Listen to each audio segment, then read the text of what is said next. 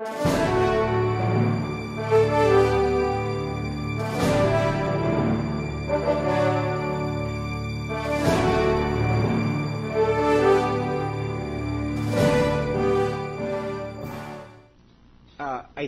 the name of the seller, identify the name of the buyer, the subject matter of the sale, if it is a parcel of land or a condominium unit, the amount of the sale, the amount of the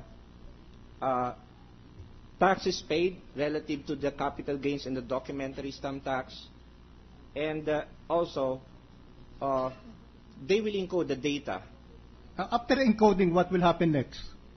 After the data relative to the sale has been encoded by the assigned examiner, the transaction or the document will have to be transmitted electronically.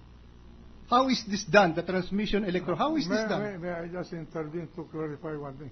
Is the encoder in its specific title to be registered, identified in the electronic registry?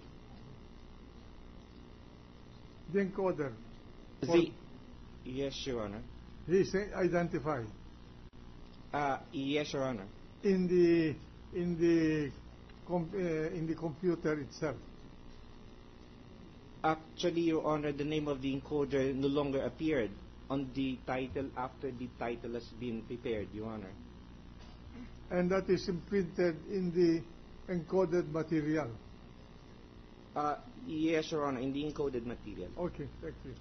Now, after the transmittal, what would be the next step? The next step, Your Honor, is for the encoder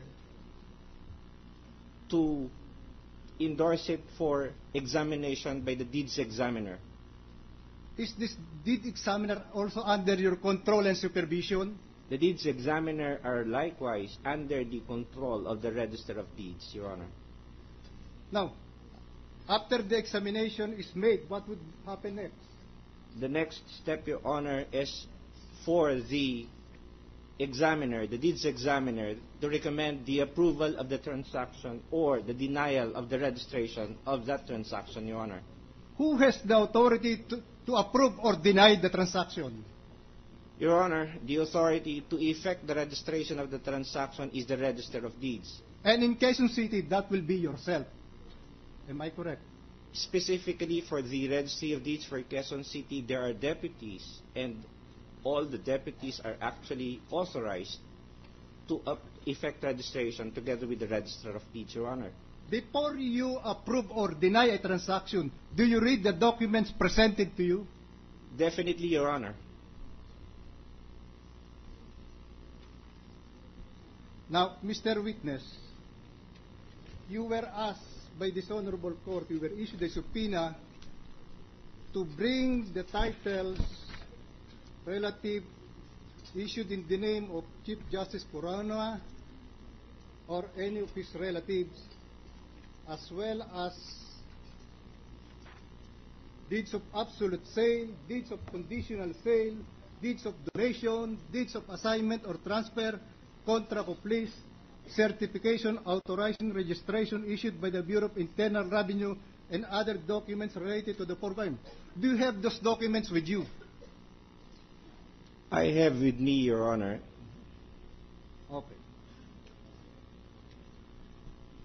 Do you have with you a copy of transfer certificate of title number RT 96031?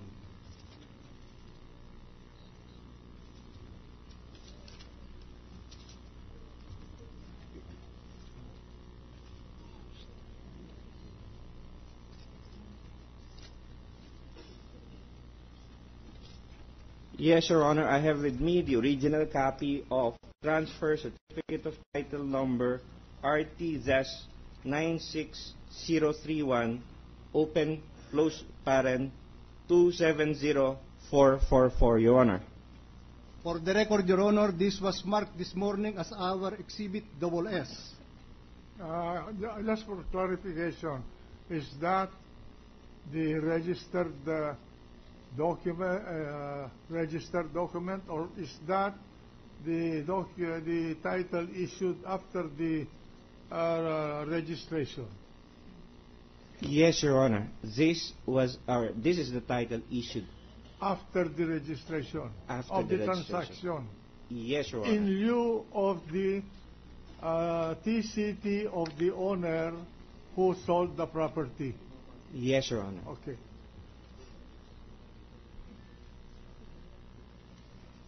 Now, Mr. Witness, I noticed that in Exhibit SS, there is a notation cancelled.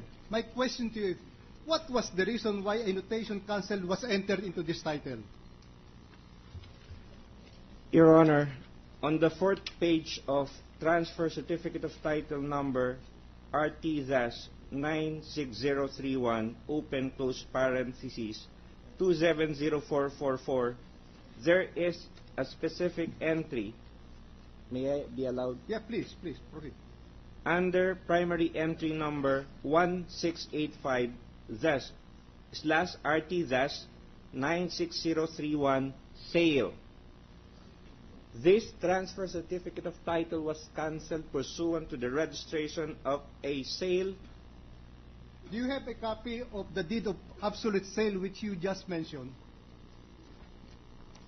Yes, Your Honor, I have a copy of the deed of absolute sale. For the record, Your Honor, this deed of absolute sale was previously marked as our exhibit T, and the parties appearing is Victor H. Bukaling as seller and Cristina R. Corona as buyer. And the consideration is 11 million pesos. This deed of sale was made on the 5th day of September 2003. Now, would you be able to tell this honorable court where this land is situated?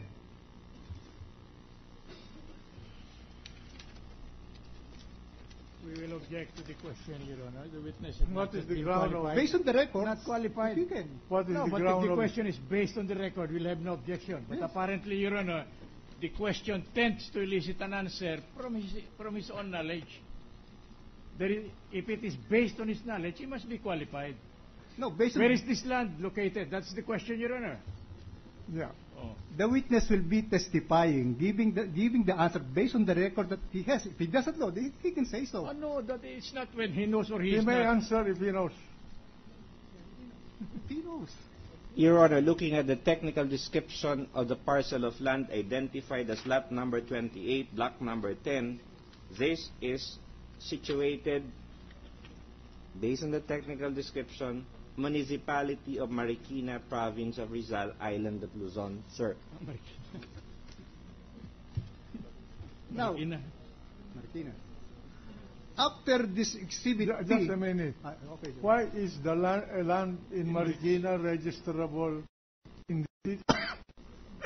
Excuse me, in Quezon City? Your Honor, as far as my personal knowledge is concerned, portion of the Marikina, actually this is actually part of within the jurisdiction of the Quezon City. And that land is within that jurisdiction. Yes, Your Honor. Okay, proceed. Thank you, Your Honor. As a result of this deed of sale, can you tell us, based on your record, if a new transfer certificate of title was issued?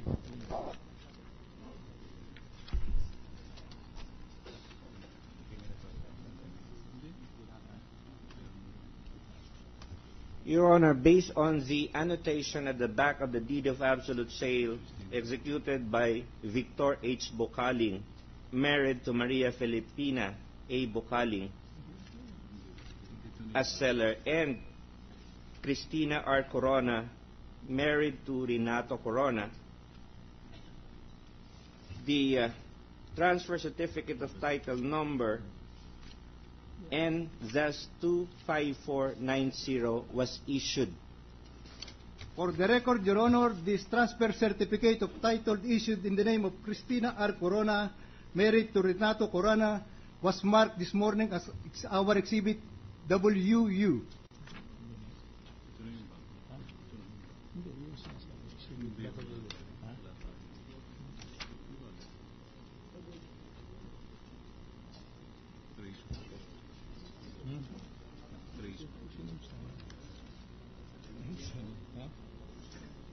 Sino man ito sa marking ito?